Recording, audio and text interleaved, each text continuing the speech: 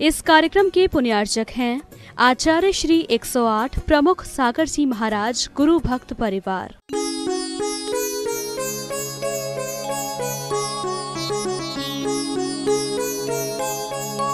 नावृत्ते पदम दैवम् नावृत्ते वत्नारकम् नावृत्ते वत्नारकम् छाया तपस्योर्वेदा छाया तपस्तरो भेदा प्रतिपालयतोर्महान् प्रतिपालयतोर्महान् वरम भित्ते पदम देव्यम नावृत्ते वत्नारकम छाया तपस्योर्वेदा प्रतिपालयतोर्महान्। पूज्यपाद स्वामी पूज्यपाद भगवान इस इष्टोपदेश ग्रंथ में आज हम सबको कहना चाह रहे हैं, बोलना चाह रहे हैं, समझाना चाह रहे हैं। मंगलाचरण से उन्होंने बात शुरू की थी, उसके बाद उन्होंने अपनी बात आगे बढ़ाते हुए कल आपसे चर्चा करी थी उन्होंने कि आप अपने जीवन को स्वयं समझने का प्रयास करें, क्योंकि तुम्हारा जीवन स्वयं बहुत बहुत महत्वपूर्ण है। आचार्य इष्टोपदेश में कल की वार्ता में उन्होंने कहा था योग द्रव मिल गया है आपको, योग क्षेत्र मिल गया है आपको, मनुष्य पर्याय मिल गई है आपको, सारा का सारा वातावरण आपको अनुकूल मिल गया है, जैन कुल मिल गया है, मन अच्छा मिल गया है, जीवन अच्छा मिल गया है और द्रव क्षेत्र काल भाव सब अच्छे मिल गए हैं। अब अपने आप को अपने आत्म कल्याण में लगाओ। तो शिष्य ने पूछ लिया कि कैसे करूं मैं आत्म कल्याण, कैसे मैं अपने आप को आत्म कल्याण से जोड़ूं। तब आचार्य यहाँ पूज्यपाद स्वामी कहते हैं वरम वित्ते पदम देव्यम नावृत्ते वत्नारकम छाया तपस्योर्वेदा प्रतिपालयतोर्महान्। वरम माने अच्छा, वृत्ते माने व्रतों का, अच्छे व्रतों का पालन करो। पदम देव्यम, पदम देव्यम का मतलब है तुम्हें देव पद की प्राप्ति होगी। नावृत्तेवत नारकम, और व्रतों का तुमने पालन नहीं किया तो कहाँ चले जाओगे? नारकम, नरक गति में चले जाओगे। आपने व्रतों का, अच्छे व्रतों का पालन किया तो आपको देवगति मिलेगी, और अच्छे व्रतों का पालन नहीं किया, व्रतों का पालन नहीं किया तो नरक गति में चले जाओगे। उन्हें की फायदा, अभी मोक्ष तो जाना नहीं है, तो चाहे नरक घूमे चाहे स्वर्ग घूमे क्या फर्क पड़ता है। जब मोक्ष जाना होगा तब व्रतों का पालन कर लेंगे। तो उन्होंने आगे की लाइन में उदाहरण दिया। समय सार में ऐसे उदाहरण बहुत कम मिलेंगे, लेकिन यहाँ पर उदाहरण के माध्यम से इसलिए समझाना चाहते हैं कि हम सब बालक हैं, हम सब बच्चे हैं। बच्चा मचल जाए, हमें चंद्रमा चाहिए, तो माँ उस चंद्रमा को उस बच्चे को कैसे देती है? एक थाली में पानी भरती है, चंद्रमा दिखने लगता है तो माँ कहती ले तेरा चंद्रमा देख ले। तो ऐसे ही हमारे पूज्यपाद स्वामी ने कहा है अभी तुम सब बच्चे हो, तुम्हें व्रतों का महत्व मालूम ही नहीं है, नहीं व्रतों का पालन करो तो नरक चले जाओ, तो क्या फर्क, अभी तो मोक्ष जाना ही नहीं है। तब उनने कहा कि स्वर्ग और नरक में तुम्हें जाना है, लेकिन क्या अच्छा है? स्वर्ग अच्छा है, नरक अच्छा है? कहोगे स्वर्ग ही अच्छा है। उदाहरण दिया, छाया तपस्योर्वेदा। कोई व्यक्ति रास्ते से जा रहा है और रास्ते से जाते जाते थक जाए, एक जगह धूप है और एक जगह छांव, गर्मी का समय है और गर्मी के समय में धूप भी है और छांव भी है। आप कहाँ खड़े होगे, धूप में या छांव में? एक आदमी की दशा मुझे मालूम है, वो आदमी धूप में खड़ा था। मैंने पूछा क्यों भैया धूप में क्यों खड़े हुए? बोला मैं पसीना सुखा रहा हूँ। धूप में क्यों खड़े हुए? अब कोई कपड़ा सुखाना हो तो कहाँ डालेंगे? सीधी सी बात है, लॉजिक था उसके पास, कपड़ा सुखाना तो धूप में। अब पसीना बहुत निकलता था, चलते चलते थक गया। उससे पूछा, क्यों भैया, कहाँ धूप में क्यों खड़े हो? बोला, मैं पसीना सुखा रहा हूँ। वो आदमी की दशा और हम सब की भी दशा अभी समझ में आएगा। आप विचार करके रखना, उस आदमी की दशा और हम सब की दशा में कोई अंतर नहीं है। आचार्य कह रहे हैं, छाया तपस्योर वेदा प्रतिपालितोर महान। जो आदमी को यही पता नहीं है कि हम धूप में रह के पसीना सुखा नहीं सकते हैं, धूप में तो और ज्यादा पसीना आएगा। उसी प्रकार से संसार में रहकर हम अगर व्रतों का पालन नहीं करेंगे, बड़ी दया बया करुणा के साथ आचार्य गाथा कह रहे हैं, वो कह रहे हैं कि अगर हमने अभी व्रतों का पालन नहीं किया, भले ही अभी मोक्ष नहीं है, वर्तमान में इस पंचम काल में कोई भी जीव मोक्ष नहीं जाएगा इस भरत क्षेत्र से। विदेश क्षेत्र से तो अभी भी दरवाजा खुला है। और एक आश्चर्य की बात है, आचार्यों ने कह दिया चलो थोड़ी दया करते तुम्हारे ऊपर, भरत क्षेत्र वालों के ऊपर। जैसे आसाम वालों पे दया करके साधु यहाँ पे आ जाते हैं। कौन आए यहाँ पर? आसाम में आना पड़ता मुश्किल। और मुझे तो आश्चर्य तब होता है कि आसाम में आने के बाद, साधु के आने के बाद भी खूब लोग हैं, लोगों की कमी नहीं है, लेकिन कुछ लोगों को अभी भी फर्क नहीं पड़ रहा है। कुछ लोग तो सोच रहे महाराज का काम क्या है, आना और जाना, क्लास लगाना, पढ़ाना, सही है, और बातें करना, बाकी हमारा काम धाम मस्त। ख्याल करो, अभी आपको वो एहसास नहीं हो रहा है। अगर उत्तर प्रदेश में हो, बुंदेलखंड में हो, मध्य प्रदेश में हो, राजस्थान में हो, तो लोग 10 बजे, गुजरात संतरामपुर चातुर्मास हुआ, नियम ही बना लिया 9 बजे 10 बजे के पहले जब तक महाराज की आहारचर्या नहीं होगी दुकान नहीं खोलेंगे। ताले, ऐसा नहीं था कि उनके दुकान में नुकसान हो गए हो, उनकी दुकानें चलना बंद हो गई हों, ग्राहक आने बंद हो गए हों। ग्राहक इंतजार करते हैं कि हमें यहाँ से सामान लेके जाना है। कितना कमाओगे पैसा? ख्याल करना, वो पैसा 4 दिन बाद कहाँ जाएगा। लेकिन गुरुओं की वाणी, गुरुओं के स्वाग जीवन को ताल लिया तो तुम्हारी वो चंद बातें तुम्हें चांद तक भी पहुंचा दें तो कोई आश्चर्य की बात नहीं है। इतना ही विचार करना, भव्य जीव ही कर सकता है ऐसा। अपने नगर में गुरु आए हैं, अपने नगर में गुरु आए, काम धाम चलता ही रहेगा। पहले हमें अपने गुरु के प्रवचन और आहारचर्या लेने का लाभ देखना है, लेना है, उसके बाद काम शुरू करेंगे। आधा घंटा 1 घंटे में कुछ नहीं बिगड़ेगा, लेकिन उस समय को सार्थक कर लिया तो कई जन्म सुधर जाएंगे, कई जन्मों के पुनर्जन्म हो जाएंगे, कई जन्मों की व्यवस्था बन जाएगी। मन बना लेना, जो लोग जिनवानी चैनल पे सुन रहे हैं वो भी मन बना लो, अगर तुम्हारे नगर में कोई साधु है तो पहले उनका प्रवचन और आहारचर्या पर ध्यान दे दो, उसके बाद अपना काम धाम करते रहना। काम से फुर्सत नहीं मिलेगी, शमशान तक भी काम चलते रहेंगे, लेकिन राम से मुलाकात करना है तो ये चातुर्मास में तुम्हें साधु मिल गए हैं, बड़े पुण्य से मिल गए हैं, उनका लाभ लेने का प्रयास करो, ख्याल करो। वो व्यक्ति सोचता है कि जीवन में हम व्रत लेके करेंगे क्या, क्योंकि मोक्ष तो जाना ही नहीं है, हमें मोक्ष नहीं जाना तो व्रत क्यों लें, पंचम काल में मोक्ष नहीं है। लेकिन आचार्य करुणा करके कहते हैं इस भरत क्षेत्र से भी 125 जीव मोक्ष जाएंगे, और जैनी ही मोक्ष जाएंगे ये नहीं कहते वो, वास्तव में जैनी मोक्ष जाएंगे कि नहीं जाएंगे पता नहीं, लेकिन ये मालूम है जो मोक्ष गए वो सब जैनी थे। ये बात तो पक्की है, जो मोक्ष गए वो सब जैन, अहिंसा धर्म को पालन करने वाला जैन है। अहिंसा धर्म का जो पालन करता है वो जैन, और जो अहिंसा धर्म का पालन करता है वो एक दिन कहीं ना कहीं मोक्ष जरूर जाता है।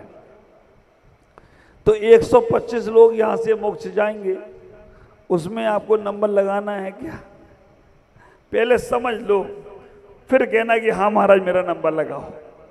125 लोग इन अरबों की खरबों की जो जैन जन जीव हैं भरत क्षेत्र में, आप ख्याल करके रखना, मनुष्य नहीं तिर्यंच भी मोक्ष को जा सकते हैं अगला भाव प्राप्त करके।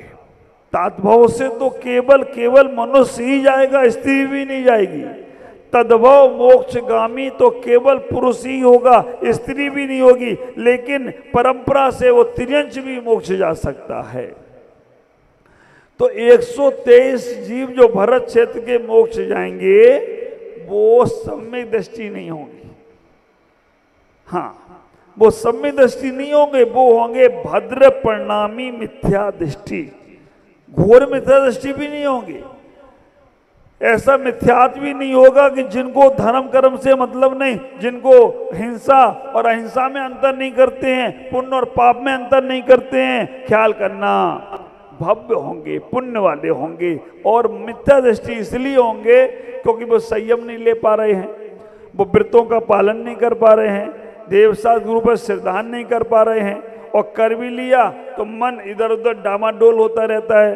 अरे यार, अभी तक भगवान की पूजा करी, कुछ तो मिला नहीं, चलो वहाँ चल के चादर चढ़ाएं, कुछ तो मिलेगा, वहाँ चले तो ये करें, वो कुछ मिलेगा। तो जो ये मिलने मिलाने की चाह है ना, ये तुम्हारे अंदर मिथ्यात्व का जन्म दे देता है। कुछ मत मांगो, मांगन मरण स्वभाव है। ख्याल करना, मांगन मरना समान है, मत मांगो तुम भीख, मांगन से मरना भला, यही बड़ों की सीख।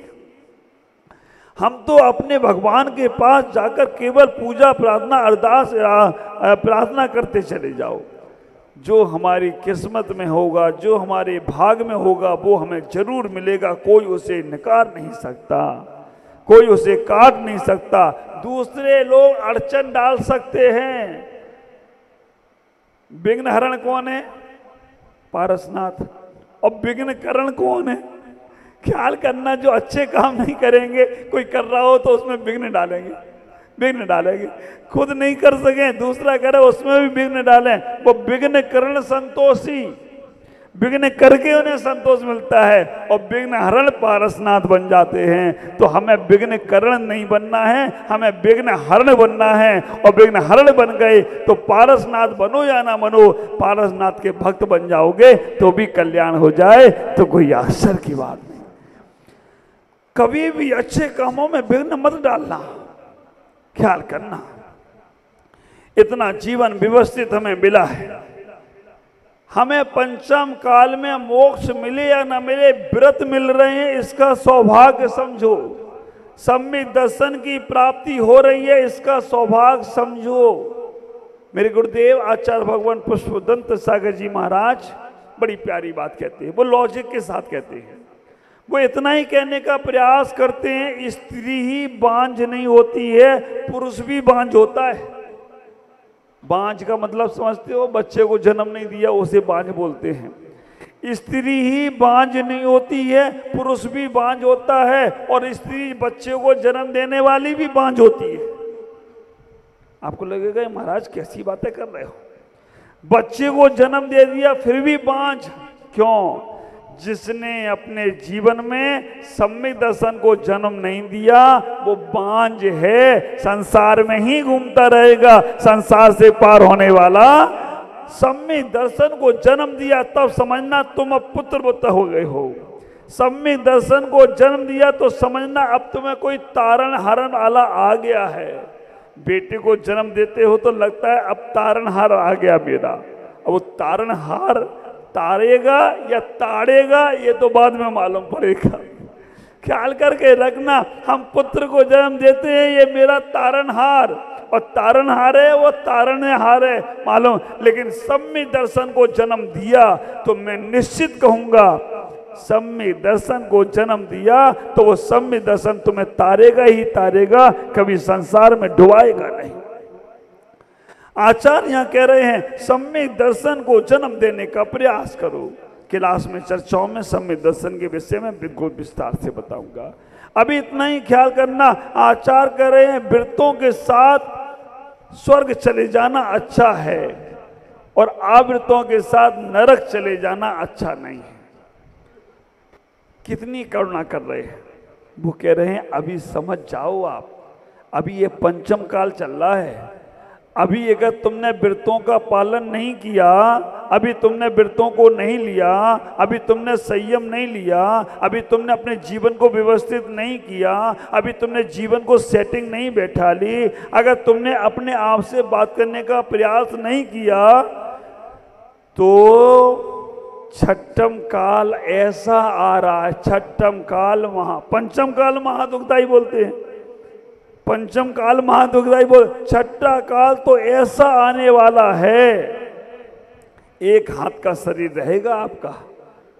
500 धनुष का शरीर था, 525 धनुष का, और 525 धनुष के शरीर कम होते होते होते होते अभी तुम 3 साढ़े 3 हाथ के रह गए, 4-5 हाथ के रह गए। अपने हाथ से अपना नापना तुम्हारा शरीर कितने हाथ का है। और आगे आने वाला समय एक हाथ का शरीर रहेगा। ख्याल करना, हमारे रहने के लिए घर नहीं होंगे, हम इधर उधर भटक रहे होंगे, खाने को अनाज नहीं होगा, पकाने को अग्नि नहीं होगी, एक दूसरे को मार के खा रहे होंगे। वो काल आए उसके पहले ऐसे ही काल में, इस काल में अपने आप को व्यवस्थित कर लेना। आचार्य कह रहे हैं कि वो काल छठा काल आए जिसमें दुखी दुख हैं, दुखी दुख हैं, उस काल में जाने से पहले अपने आप को व्यवस्थित कर लेना, संयमी बना लेना। और अगर तुमने वृत्ति त्यागी संयमी अपने आप को बना लिया तो आप ख्याल करना छठा काल भी निकल जाएगा, पंचम फिर दोबारा छठा काल आएगा। 6 काल हैं। पहला काल सुकमा सुकमा जिसमें भोगी भोग है, उत्तम भोग भूमि। दूसरा काल सुकमा जिसमें मध्यम भोग भूमि। तीसरा काल सुकमा दुखमा जिसमें सुख तो है लेकिन दुख शुरू, ये जगन भोग भूमि।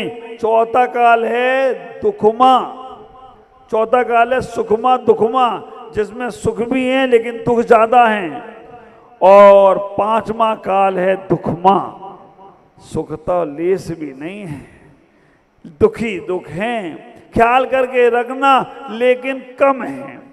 छठे काल में इससे ज्यादा दुख आने वाले हैं। अगर अपने आप को अभी से व्यवस्थित नहीं किया, संयमी नहीं किया, अपने आप को साधना में नहीं लगाया, ख्याल करना ये साधुओं का, इन त्यागी वृत्तियों का पुण्य तीव्र है। ऐसे पंचम काल में पीछी का मिलना बहुत बहुत जन्मों का पुण्य है, तब ये पीछी हाथ में आई है। विचार करके रखना, जिसके हाथ में संयम का उपकरण आ गया ना, अब उसके गिनती के भव रह गए। बस उनको करना इतना ही है कि जो संयम लिया है उसका सम्मान करो, उसका आदर करो, उस व्रत नियम के प्रति उत्साह रखो। तुम्हारे घर में कोई मेहमान आए, उस मेहमान से उदासीन से बात करना, ठीक है आ गए तो फिर जाओ, कब जाओगे? वो कहेगा यार अभी निकल लो यहाँ से। तो ख्याल करके रखना, वो मेहमान भी तुम्हारी उदासीनता स्वीकार नहीं करता है। तो तुमने जो व्रत नियम संयम लिए उनमें तुमने उदासीन भाव रखा, तो समझना वो व्रत कहेंगे यार कब छूटूं मैं यहाँ से, कब ख्याल करना वो व्रत नियम संयम ये नहीं कहें कि मैं कहाँ फंस गया इसके पास आकर। त्यागी वृत्तियों को ये सोचना है कि बड़े पुण्य से व्रत नियम संयम मिल गए, कहीं व्रत नियम संयम तुमको देखकर रोए ना।